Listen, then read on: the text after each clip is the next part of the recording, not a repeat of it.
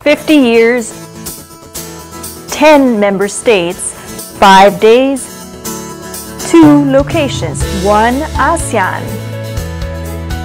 In this journey, I call on all Filipinos to take an active and constructive part during the Philippines supremacy of ASEAN. Now, more than ever, it is our spirit of Bayanihang that has helped define us as a responsible leader of our region during this crucial time.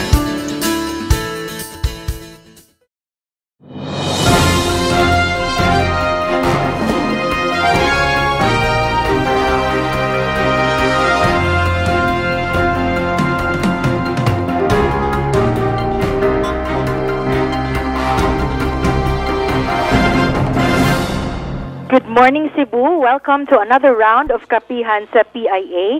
We are hosted here at the Cebu Normal University, where we're going to talk about today certain important issues that actually involve community and private sector in helping shaping up our education system. This is Ferliza Contratista from PIA Cebu, and with me is our co-host, nonetheless, no other than Miss Annabel Agrosas of DYMR Radyo, Pilipinas. Good morning sa itong mga sukiktik paminaw sa Kabisayan ug Mindanao.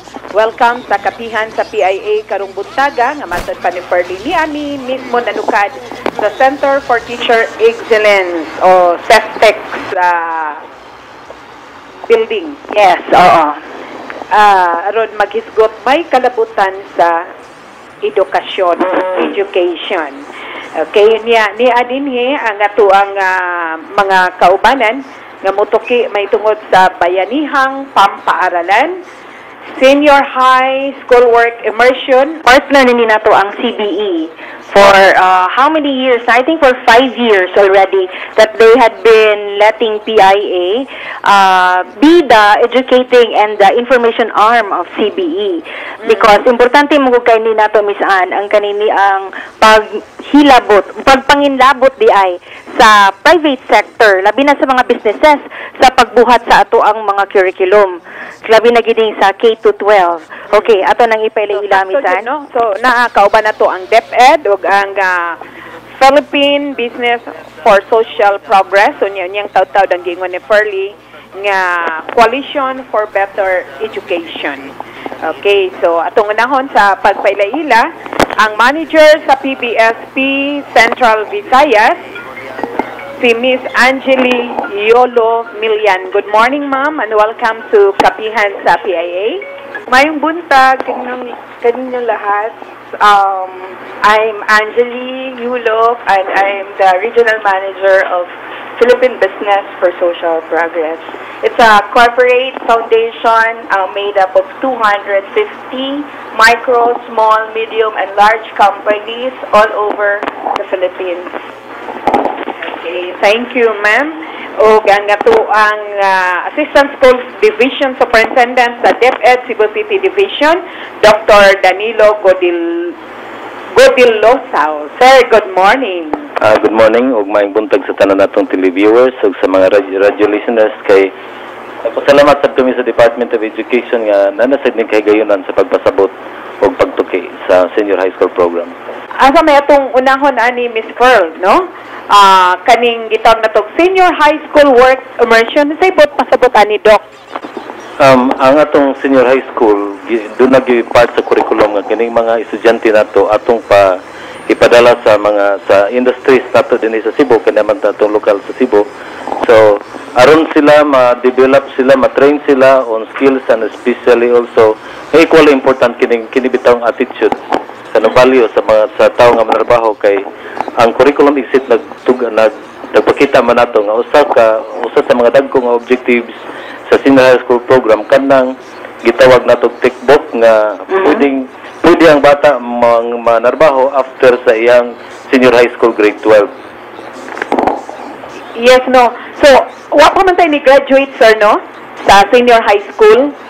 Actually, nato ni graduate kay doon na tayo early implementation katong gisuportahan sa AFOS ug sa CCCI. Yes. Generally, karon tuiga. Karong tuiga doon na ni graduate nga mga 42 ka buok. Early implementation to dili pa siya daghan Oo. Katoy mong giingon, sir, nga importante kayo ang work attitude, no? Alang sa mga kabataan. Kay matod palagi nila kanang ang imo kunong titulo, dili na siya magsilbi kung tuwa na kas panarbaho kung tapulan ka, no? Your title remains as a title kuno. Kung dili maayo ang imong say tawag ganing attitude kining pamatasan, no? Sa pagpanarbaho. So muni usa sa ato ang paghingusgan karon. Mao na siya kay usa man ang kadakong problema nga musud ng mga bata o mga trabahante nga kinahanglan pa silang maymayan or andamon pang ilang mga pamatasan sa trabaho, pero sa senior high school mo built-in bitaw embedded na siya sa program na nagyo na siya. So tomorrow na ay event, sir. Doon na tayo dako nga event. Ugma kanang gitawag na tog partnership summit with DepEd Cebu City Division together with the PBSP, ang CBE o ang kining Bayanihang Pampaaralan. And full support yun ilang gihapon. So Cebu City rin siya. Yes ma'am, Cebu City rin siya. So nindot kayo diri misaan kay vibrant ang atong community nga kanang nanginlabot jud ang ato ang business sector sa pagmold sa ato ang kanang curriculum for K-12. Inanagid siya sa tickbox siya.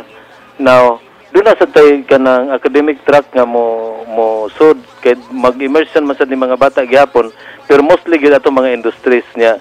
Doon na natay 208 ka industry partners nga musaw sa atong mga bata sa public schools.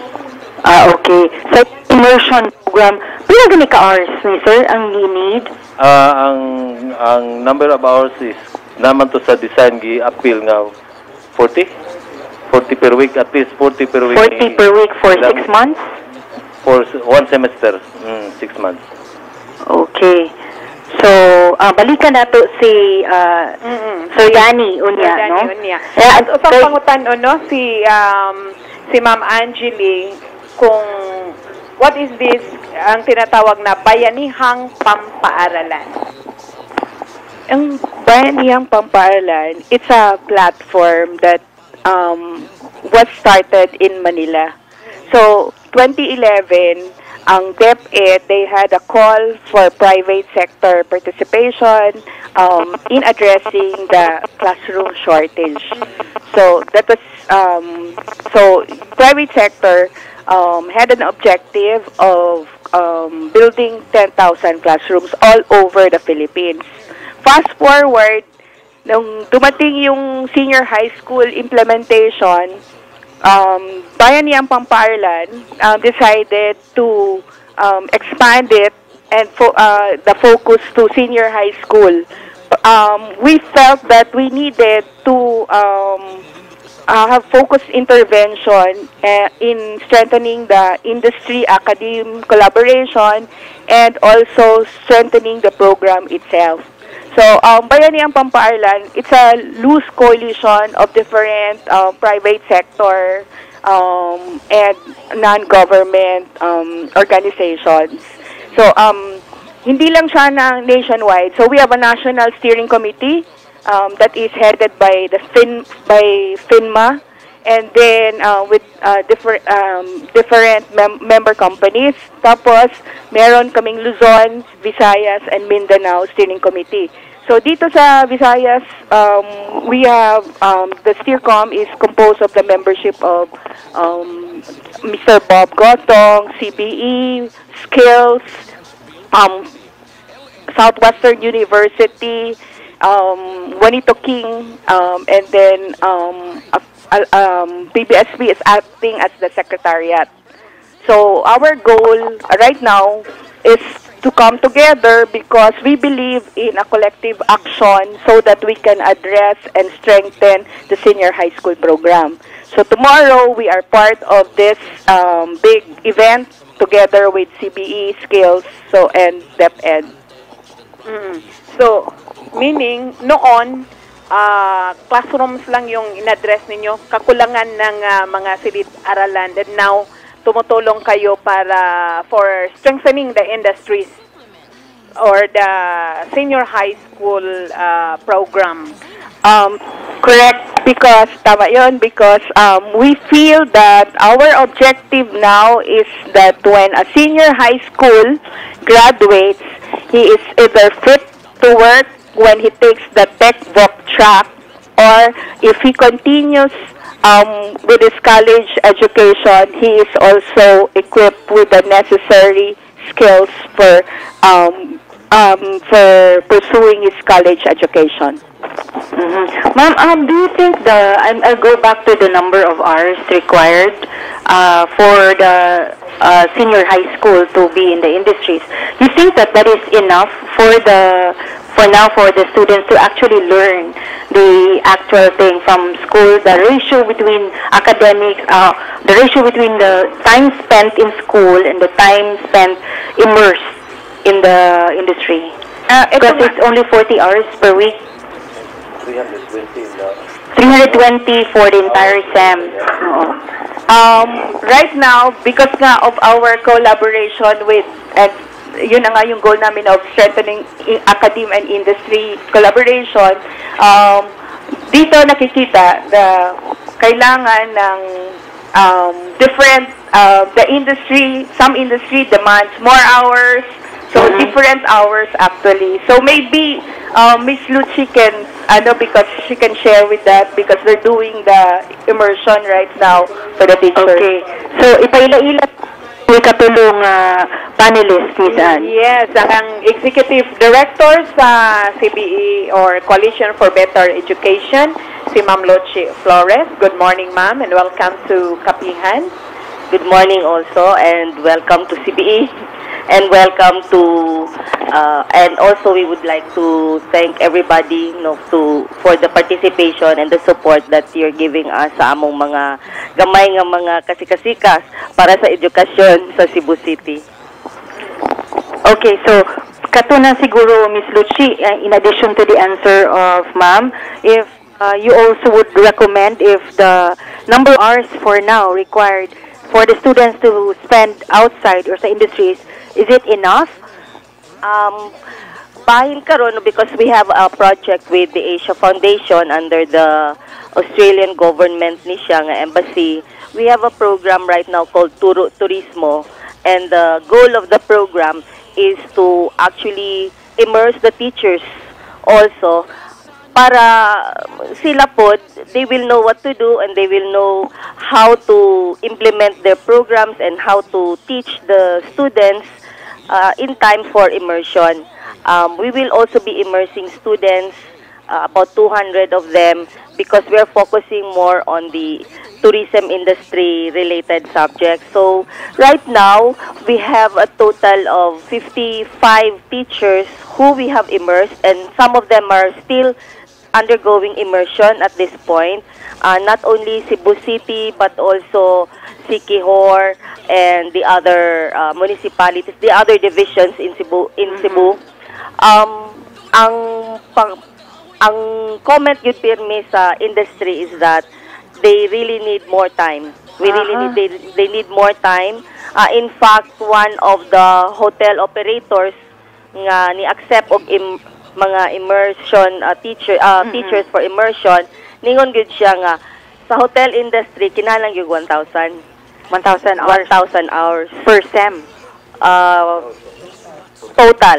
Okay. The total. So right now ang atong mahatag is 320. Yes. So murag kulang-kulang pagyud kay even sa immersion namo for teachers, murag among gihatag kay 120 kay we cannot also pull out the teachers away from their classes. Kulang gud kayo ang 120 kay murag orientation ra gyud kuno na siya. Yes. Ang mga mga sectors or industries under the tourism, unsa man ni sila, Miss Luchi? Actually, we have 6 areas man karon namang gi-focus under sa TVL track ni siya, and then ang specialization niya is housekeeping. Yes. And you have front desk operations. You have bakery and pastry production and food and beverage.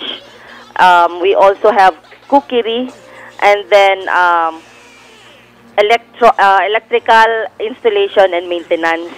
So mo man ni siyang gigamit karon sa tourism and also travel tours, no, and tour guiding kay this is what the industry needs right now, no. And then some of them like health and wellness, wala pa man kaayo schools nga nag-offer. So wala sa namo gisudlan.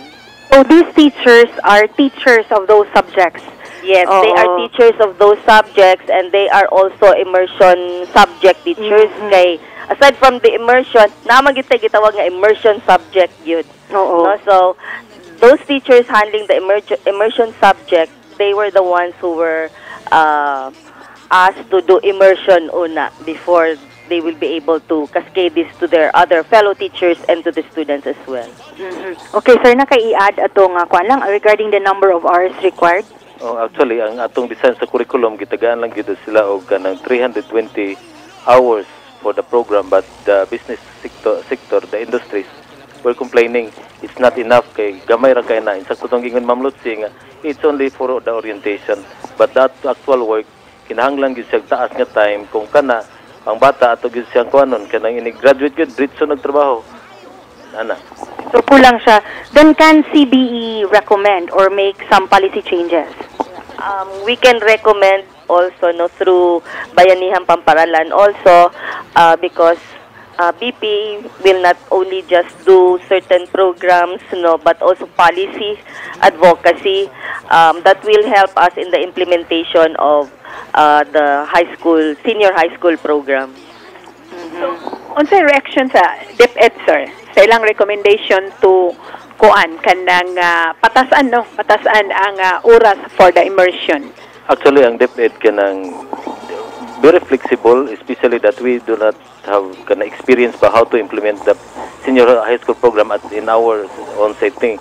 So ang DepEd dili sa maingon og di basta nakita sa industry sector nga kinahanglan siya, so doon na lay arrangement sa mga kaya doon na pa man sila mga subject load sa mga bata.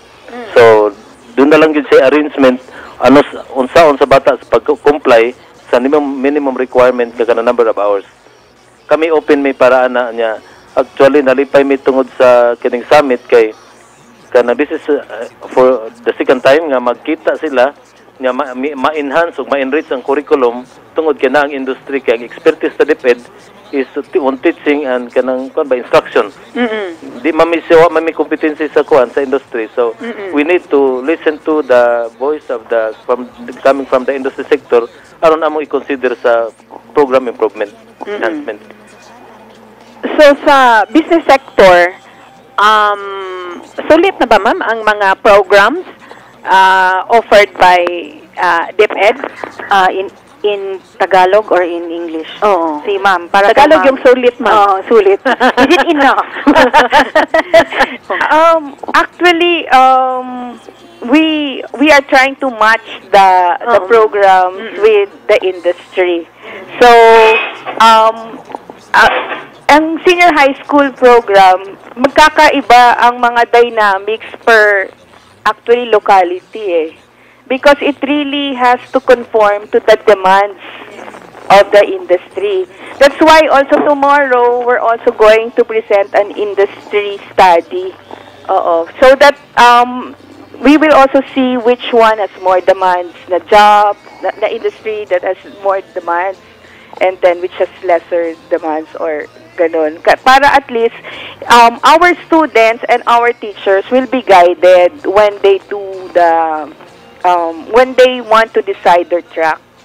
So, also part of this Bayanihang Pampaaralan, our program right now is through the efforts of Citibank Foundation. We're working with them. We also had a career orientation. So, importante, I think, as part of the senior high school program, we also have a career orientation so that they know where they would want to proceed. May i-add si Ma'am Luchi. I'd like to add also, what the industries most probably need right now are students who are not also very good in skills. It's more on the life skills, the soft skills. attitude is very important for the industry. Values and attitudes are two important components that each individual wanting to be wanting to be part of the industry should be able to have, it should be embedded in them.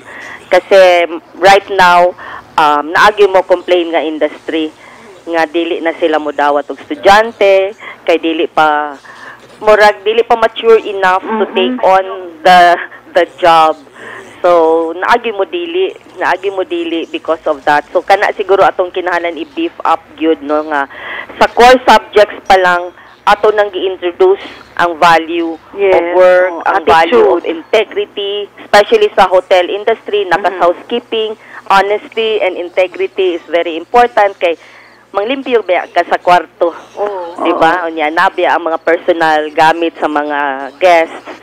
So kana ang gusto ipa sa industry na dapat yun ma-embed yun ang values ug attitudes among our students. Muna yung sa mga reklamo karon pwera lang sa uban sa mga millennials ba nga kaniadto manarbaho ta hangtod mo retire ta usara ka opisina nga tuwa trabahoan, unlike kuno karon nga inig usa ka buwan gikapoy di ganahan sa kanang iyang gitrabahoan mo unong niya dira ba mananghid mo absent di magpahibaw ana lang ba murag wala di sa ta kaingon kuwang sa orientation or unsa or do na sa ni siya effect siguro nga na mga kumpanya nga mudawat lang tag 3 months 6 months humano na po kay trabaho unya ang attitude ko sa mga estudyante karon ini ka humano graduate mamugos na mga ginikanan nga manarbaho mo ingon pa kuno mo pahuway pagani ko niya nga naman to sa atong panahon nga wa pa ta ka human og eskwela nangita na ta og trabaho pero nga naman na sir nagkuwang ba ang DepEd sa pagpahinumdom sa atong mga kabataan kay magsitag ingon nga kaning edukasyon mo ni makapahawas sa ato ang kalisod unya kung manarbaho ta kinahanglan tarungon nato atong trabaho kay kani sa ilaha murag wa man ganahan sila nga daghan kay tag sa kabuan pero puno kayong resume sa ilang work experience tag sa kabuan or ako makapangutan ako ba ngano si makagbalhin-balhin og kaning opisina unsa may atoy kasultian na sir tingali ang Department of Education wa magkuwang sa instruction kay ang atong character education nagsugod man kung sa pinakaubos karon kindergarten nagsugod ta na natay mga character education training the children nga unsaon pag deal bitaw mga dagkong tao mga trabaho sa balay unya hantod sa grade 1 hantod sa curriculum nato nga napay 4th year pa di pa kay to 12 kanang ang orientation nato di man kaayo to after high school mo work na sila kay dili pa man sila age kanang legal age nga ma-employ na sila so karon gipangyusgan gyud nga ang values gyud matudlo sa senior high school especially nga sa katong gingon na Ma'am Luchi two important things nila ang attitude ug ang values kay we are aiming man our goal man is for employment nya muna nga kana importante gyud kayo nga i-immerse ang bata aron ma-orient sa trabaho ug unsa say mga skill requirements ug ang ilabi na ang pamatasan di man agad og boss di man good morning hugot naman ang mo ha na-experience kanang ang daghan man ta mag-guest ba nga ang ilang labi na kanang atong pag-uso sa JO bitaw ang aning mga job order nga internship mga internship kanang dili ko murag matandi nato ang atong panahon ug ang panahon karon ba nga murag sayo naman kayo karon ang ila yung usa sa reklamo kana laging dili mo tunga sa tung oras kana mo tunga lag og ganahan niya mo absent nga dili malahibaw so ina na ba sa internship nabi na inigrado bayaan na murag ko niya murag mura lang kag wala ini ko na og di nimo sugoon di pud mo lihok so mo na ang problema Ma'am Loch maugid siguro ang problema nato karon pero siguro ang mahimo sad siguro is kana lagi very strong linkage between the academe and the industry. Yes, That's very important kay mga ginikanan po kay magikan magyud sa balay, magikan magyud. Kaya siguro aside from the industry academe linkage, dun mismo sa school, mas strengthen din yung PTA. Oo, kasi parents kung active yung involvement nila sa school, it plays a part also in developing the soft skills ng mga anak nila. Doc Danny, dili mandatory ang PTA sa mga private schools? Mandatory gyud na kay naagid na sa guidelines sa DepEd nga mag-organize gyud ang PTA to support the children. Kay daghan man ikatabang ang ginikanan. So kami sa public schools nato din sa Cebu City, naagid na pero doon ay pipila lang ka private schools nga wala sila nag-organize nya ug atong nahibawan na sila atong kuanang remindan sila mo encourage nga na parent teachers association kay mo man to say body nga mo support sa mga bata nya kadto daing kuan ganina katong sa immersion ba balik ta immersion ang amo jud nga gipa unsa na nga number 1 reminder para sa tong mga school heads nga dili ang immersion dili lang mahitabo karong tuiga but partnership na siya hangtod sa dugang panahon. Yeah. Kay kinahanglan gyud ang bata trainon gyud siya sa iyang attitude, remindan ang mga values sa tao musud ta didto ato gina siyang gidevelopon kay ug sunod panahon mingon ang industry di nami manawat asa man ta padung. Mao na, no? Asa ibutang sa DepEd, magproblema na sa dang DepEd. So pasalamat ta karon na ang ato ang mga sa ang private sector nga ning partner sa DepEd. Okay?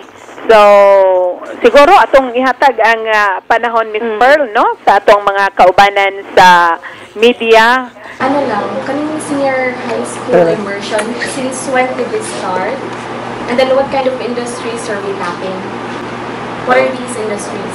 Sa karon nga ang atong immersion di aman kasagaran hitabo sa grade 12. Depende na sa programming sa school kung unsa iyang kuan. But before we could before nato i-require mga bata sa immersion, do na get theory daan sa eskwelahan daan nga mahitabo may kanang discussion. Unya sa ikaduhang pangutana unsa galito? Kanang industries kanang ang atong mga eskwelahan kanang ni-offer based on unsay gikinahanglan sa market. Pero doon sa limitation ana kay ug naa say kanang industry nga nanginahanglan niya wa say teacher mo handle. Wa sa tay facilities nga magamit. So ang atong gihimo ana kanang kung naay teacher available nga motudlo nya naay gamit kay teacher magtiner mga gamit so muna itong priority siya. Ang mga bata hinoon pwede sila makapili og eskwelahan nga asa sila makuha sa ilang senior high school labi na kung tuwa gyud ang ilang interest. So mapugos ang eskwelahan og offer na ning specialization sa textbook track kung dunay teacher nga available nga motudlo kay lisod baya mag-hire pa taon nya na mga bata. Kaning textbook sir ba kung atong mahinumduman sa atong panahon mao man ni ang 2-year course no nga katong vocational kung dili ka makakuha sa 4-year course no so nangawa na daytong klase sa mga eskwelahan sir or ning upgrade lang tingali sila wa tingali sila nagyapon pero limited ang kato imong gingon ang mga teachers nga motudlo ani kining dili man gud kinahanglan ang motudlo sa mga textbook track nga professional gid siya. Kung doon na kay industry experience, that qualifies you to teach in the senior high. Okay. But not on the full-time basis noon. Maybe kanang part-time lang. Kay labi na nagkuwang teacher nga rin, nya nagi-offer ang kuan, pwede tang mo hire og kanang practitioner siya. Yes, ma'am. I'd like to clarify lang sa naapagihapon natong mga TVIs, no, mga Techvoc institutes. These are the ones offering 2-year programs, no, and some of them even in ICT diri sa Cebu ladderized na siya. So kung gusto ka mo proceed sa CHED na course higher education pwede na siya in some courses, no. So ang TESDA actually, no, TESDA comes in sa senior high because ang mga training regulations sa TESDA maoy gi-follow nato karon sa DepEd. Pero ang estudyante under DepEd dili siya required to take the national certification test. No, so mao nang difference kay kita kung mo enroll ta og techbook yun nga institute nga 2-year course, kinahanglan gyud ta mo NC1 or NC2. Labing minus karon is NC2. No, so but we would really like nga mo proceed pag sila NC3 og NC4, pero right now wala pa manggoy NC3 og NC4 nga gi-offer diri sa Cebu. It's only in Manila pa. So mao na siya kay even upon immersion dapat ang teacher, DepEd and the industry, they have to talk para gama sila sa training plan sa bata. So it has to be industry and academe working closely together and based on the training regulations. Kami sa CBE, we would like to introduce also nga dili lang sa training regulations i-base but also based on the 21st century skills nga standards. So these are the 4 C's: communication, creativity, critical thinking, and what's the other one? Higher order thinking skills, no, kanang critical yun nga thinking. So kani ang dapat yun nato i-integrate pod when we do the training plans.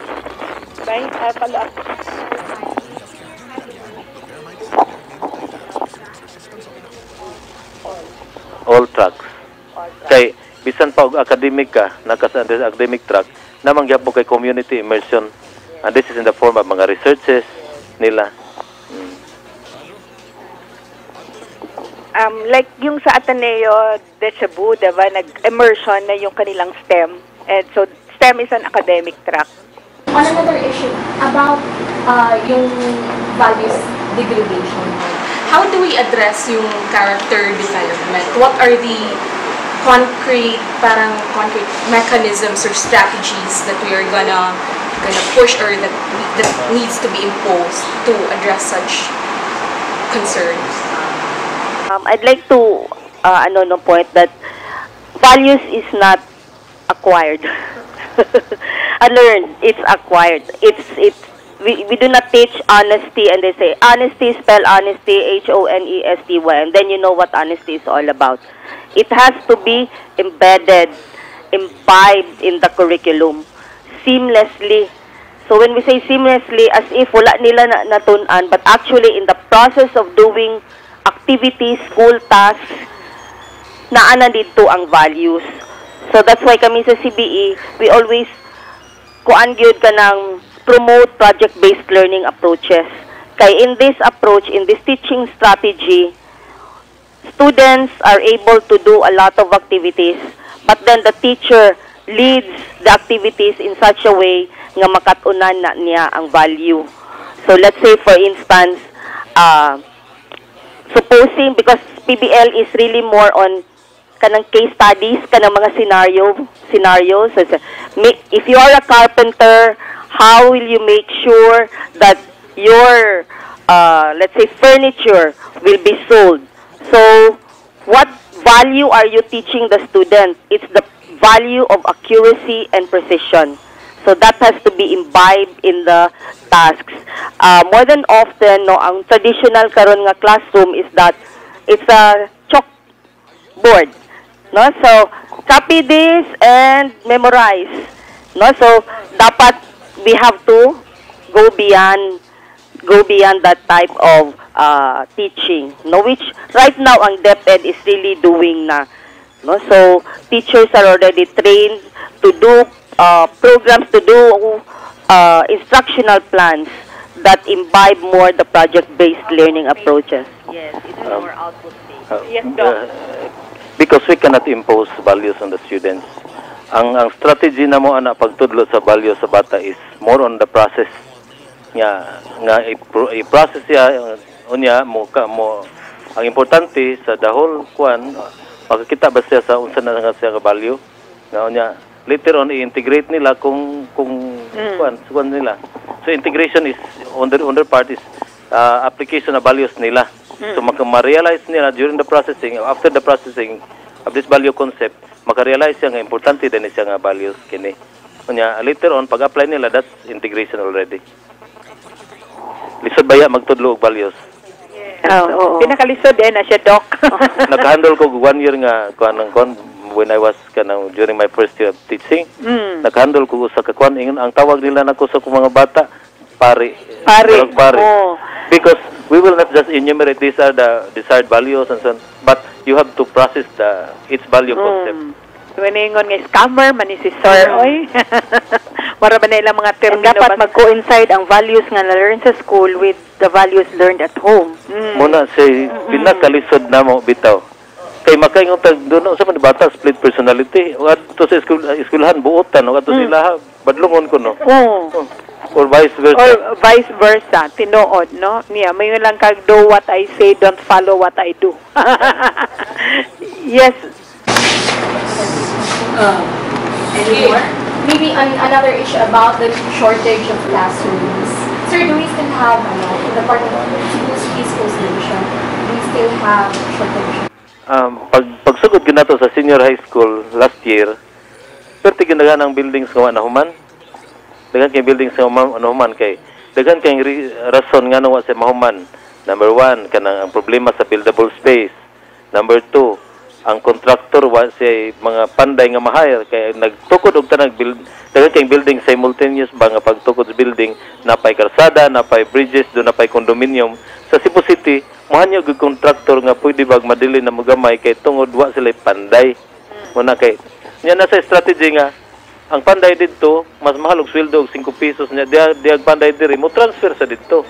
So mo na mga rason ba nga makasabot sad ta nga kita nga kami nag-apas ming mahumang building nya do naman po'y valid reason lagi. Pero sa pagkakaron hinoon murag luag-luag na siya kay ang mga building kasagaran nahuman na nya na turnover na. Wadi man di siya mahuman na pagigihapon gi-construct maybe ka percent na ang completion na siya kay last June ang information nga nadawat sa mo ang engineer is 80% na ang completion sa mga building. High lang na. Oh yeah. Senior high. 80% of the building. 80%. So mo kuno na karon mas daling pangitaon ang ubang mga profession kaysa panday. There's a big demand for panday. Why offering sa senior high? Nay carpentry. Pero ang problema why ning enroll? Why takers? Kasi tungod na sa gisilsil sa ginikanan. Sa mga di kami eskwela, panday ra gyud gihapon ka. No, na mag-uuma ra gihapon ka, rara gihapon iingon. Pero modern na yung panday ngayon. Kaya siguro kailangan din ng reorientation doon because it's a very lucrative job. Yes. Tapos hindi na siya ganun ka-tiring kasi mechanized na yung panday ngayon. So I think siguro that's also one area that we should look into when we do career orientation. Yes. In fact, no, sa mga teachers karon nga nag-immerse sa construction, nag-immerse sila sa primary structures. So, enjoy kayo sila kay dili man di ay kapoy gyud ang it's another thing, no, kay let's say for example, ang itudlo pa karon kay martilyo. Pero when you go to the construction site, you do not do martilyo anymore. It's the stacker.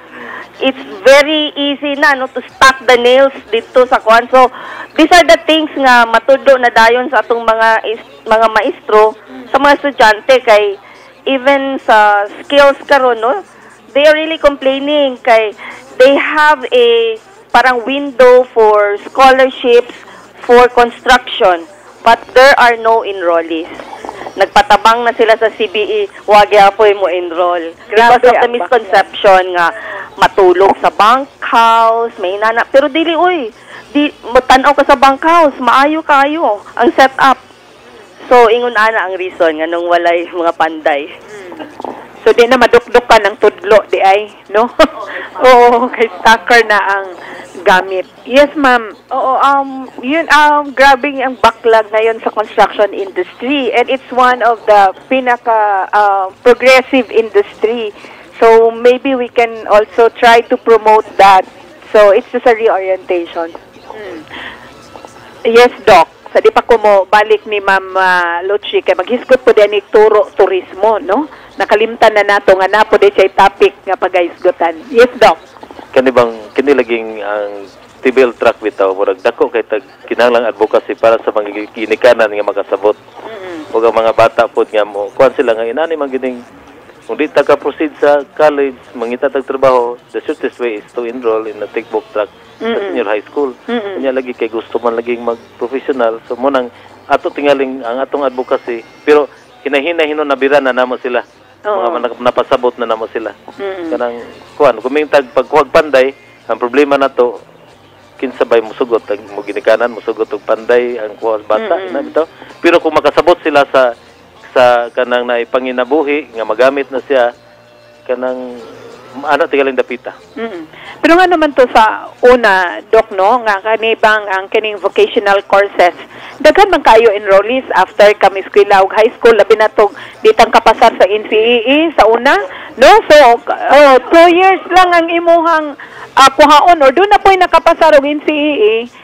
Gusto po siya magdali nga makahuman, sumuto ang 2 years. Inana siguro ang atuang balikon ba nga kuan siguro kanang campaign ba para sa atong mga ginikanan? I'd like to add na if you're taking the textbook track, it does you can still continue on to college. Kasi like ako, I was saying that if this was my time, I would take textbook track and then proceed to college. Kasi you will acquire skills. So, you have skills here and then after that, your academic skills sa college. So, inana bitaw to sa una, no? Natay mga classmates nga ni-graduate og 2 years. Sorry ko ni Ma'am Luchi, no? Kay kanang apit na naman, gamay na lang atong oras, may tungod sa Turo Turismo. Mauning akong gihisgutan kaganina no nga ang Turo Turismo is one of the projects that we're doing right now to support the senior high school implementation in the country. So this is a region-wide program that would include the teachers in the immersion program. So kani ang most important aspect yun no sa Turo Turismo. And then also review the curriculum, review vis-a-vis industry standards and 21st century standards, what is being taught right now in our schools. So aside from immersion of the teachers, we will also immerse the students under these tracks. No, katong unom kabuka specializations nga akong gi-mention kaganina. And after this, we will also give our own recommendations on how to implement better siguro the tourism related courses under the TVL track. So that is what Turo Turismo is all about. So nag-start, hapit na ni siya nahuman or nag-start na? Nag-start na siya. So right now, nag-start na siya. We started in September. And then in January, so mahuman naman ang mga teachers by the end of November, they will be finished with their immersion. After the immersion, we're going to gather again the teachers with the industries para together they will develop the instructional plans and the training plans for the students and then implement it for the students. And in January, we will have our immersion for the students as well. Okay, so how do you do this? They're having classes and then they're attending the immersion during their free time? The teachers, we requested the division offices to give time for the teachers to go out. They're excused from their classes and nag-start man mi og sem break. So walay klase except for the others nga mayong gyud ang industry maybe karon na lang. We're learning a lot kay karon day sad nga season, this is off peak. So wala kuno kayo sila matudlo. So they can have time to teach them or to orient them. Gusto nila nga kanang busy. Peak season kay aron daghan silang matudlo sa mga okay. So ingon silang mag-immersion gali mo kung pwede mag-start mo December kanang January because of sinulog, then February padulong na din ana sa mga summer months. But we cannot teach anything to the students or the teachers kung inaron nga time kay it's off peak. Wala kaayo no? At action so, good ba? Learning. So, no? Action good. Ang kaning December up to sinulog. Apil na Valentine's Day, graduation day. No? Nindot ang koan.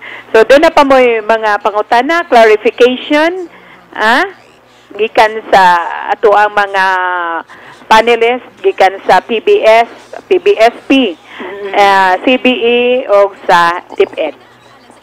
Ato na lang siguro ang pangayuan o parting statement. If there are any other announcements. Announcement nga gusto ninyong ipaibaw, no? Sa ato ang mga tigpaminaw o sa ato ang mga televiewers onya, Miss Pearl. Ato ang unahon si Ma'am Luchi Flores, ang Executive Director sa Coalition for Better Education. Dagan kayong salamat, Ma'am. Magbasig doon na pa kay mga panawagan sa ato ang ginikanan or mga estudyante or sa business sector o uban pa. Salamat kayo, no? And salamat kayo sa PIA for giving us this opportunity to tell everybody about our advocacies and our partnership with DepEd. Giawhag sad namo ang tanang mga business sector, mga members of the industry to please support us by also enlisting as part of our partners, no, especially sa mga schools. So kung manang mga schools sa inyo it's not really nga solicitation. It's tulis in another word, but tulis sa inyong mga expertise, no? Gusto namo nga matagaan sad mi og matagaan sa expertise pud amo mga estudyante through your experience. So giawhag gid namo tanan mga industries to be part of this and mga LGUs to support us also ani atong mga endeavors. And of course, don't forget tomorrow we will be at Meso Hotel from 8 o'clock to 5 o'clock in the afternoon. Yes, thank you kay Ma'am Luch. Niya si Ma'am Angelie Yulo-Millan, ang Visayas Regional Manager sa PBSP, Ma'am. Thank you for this opportunity, and like what Luchi said, we would like to invite the industry and all the stakeholders for education, because this advocacy is very worthwhile. We all know that education is the greatest equalizer, and for the industry, we would like to solicit your support as partners, because we know that later on this will be your future employees. Yes, thank you. Thank you, ma'am. And si Dr. Danilo Gudelosao, ang Assistant Schools Division Superintendent sa DepEd Cebu City Division. Sir, daghang kayong salamat. Daghang kayong salamat niya. Sa amo sa DepEd o sa di kadako ug bugat kayong hagit ang pag-implement sa senior high school. But ninggaan kani si PBSP o si CBE nga ning tabang namo sa Department of Education. So ugma magkita-kita ta sa Miso Hotel. Kay atong discussion dito, usa sa mga activities ang pag-discuss nato unsa bay immersion guidelines sa DepEd. Daghang salamat. Yes, daghang kayong salamat at sa CBE sa atong mga panelists karon. Ug akong i-emphasize ang awhag ni Miss Luchi, no, dili magit siguro sa ingong tulis, but it's actually for the industries to give back. Diba? It's nice working and promoting a business with a heart. So that should be kanang konsentrisado lang ug awhag lang mapamugos kay dako kay hagit ug tabang nga ma-involve ang mga industries ug pagpa-enlist as partners para for the immersion program of the tech walk track of our K-12. So this is Ferliza Contratista. See you for the next Kapihan next week. Mayong buntag. Kini sa si Annabel Lagrosa sa DYMR Radyo Pilipinas, manghinaot nga atong mga ginikanan, nga atong mga suking mga tigpaminaw nga atong televiewers nga unta mohangop mo nining maong programa ang K-12 aron ni sa kaugmaon sa ato ang mga kabataan ug ingon man sa atong nasod. Mayong adlaw kanatong tanan.